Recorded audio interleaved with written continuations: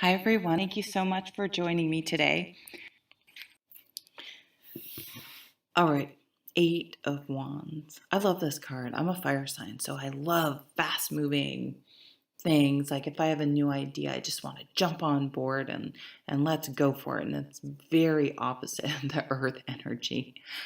So, but the thing about the Eight of Wands is this is often something that we have pushed out into the universe. Lots of times this card is depicted by someone releasing an arrow into the air. So things have been set in motion. And when they start to come to fruition, sometimes, so um, say you applied for a job, went on the job interview, and then it took a while to hear back. And so maybe in your brain you had thought, well, I'm not going to get it, especially with everything going on, and you put it out of your mind. This has happened to me before. And then all of a sudden you get the call that you get the job and you're like, uh, um, wait, this is too fast. Do I want it? Am I going to be able to make this work? Even though you had wanted it so badly and you had everything worked out and it's totally doable, it's just for some reason the energy seems so fast. It is kind of fast, but you have to remember you applied for that job. You put this intention out there. You wanted this. It's just a little bit of that human self-sabotaging that we all have coming into play there. So we just have to be mindful of that and chase those negative thoughts away and be like, no, this isn't hasty. This isn't fly by the seat of my pants. I had wanted this. I had actively pursued this, and it's okay. This can happen. It shows how crazy humans are. Like, been crushing on someone, and all of a sudden find out they like you, or maybe they weren't even available. See, this is the real one that shows us how our minds play tricks on us. Maybe you like them because they weren't available, so it could be a fantasy and you didn't really have to deal with it.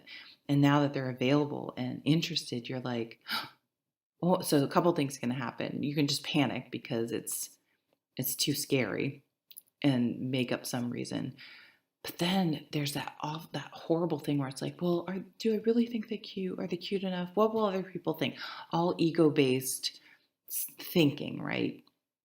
Comes to the surface and tries to self-sabotage.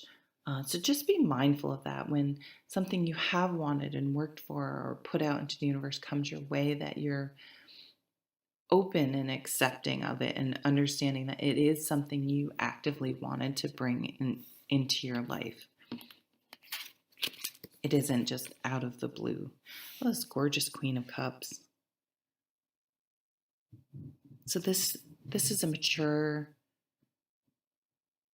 water sign energy. So the suit of emotions. She would be a nurse, a caregiver, a teacher, someone who, although teachers I can see going in other categories. She'd be the person, if you watch the Leo reading, to go to if you're grieving or you had a relationship breakup or something happened. Her energy is going to be very mothering and loving and supportive and just listen and hug you and feed you cookies or whatever and bring you tea. She's that type of person. You come to someone like me, like a fire sign, it's like, well, do something about it. Like, what are you talking about? Do something about it, which isn't really helpful. But this is so earth sign, which Virgo is, and the cups, they're all feminine signs, whereas the sword and the wands, the air and the fire signs lean more on the masculine, the stereotypical masculine type of energies.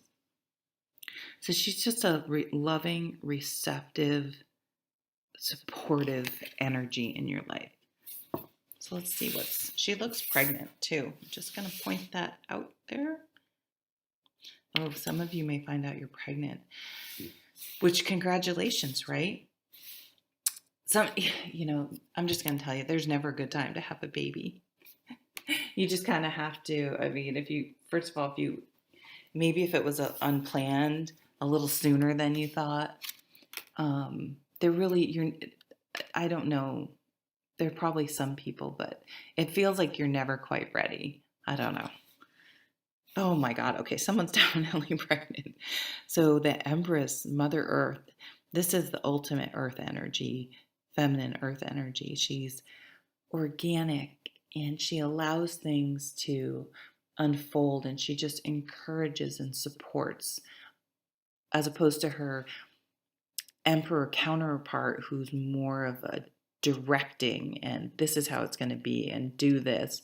She's very much like, oh, I noticed that that child likes to draw and has some good, seems to have a talent for it, and just providing a space, not making them do it, but just, okay, here's some pencils, or here, like, here's some special drawing stuff, and if they're interested, great. If not, whatever, no big deal. She just has this gentle guidance behind the scenes, gently providing the way and the opportunity for someone if they choose to do it, but in no way forcing. There's all the fruit on the tree. It's very fruitful. Some of you may be planning on having a gardens that you will harvest and store for the winter. This, what's going on right now, definitely is throwing me back to my mom. Always did that growing up. She had two huge, oh my God, huge gardens.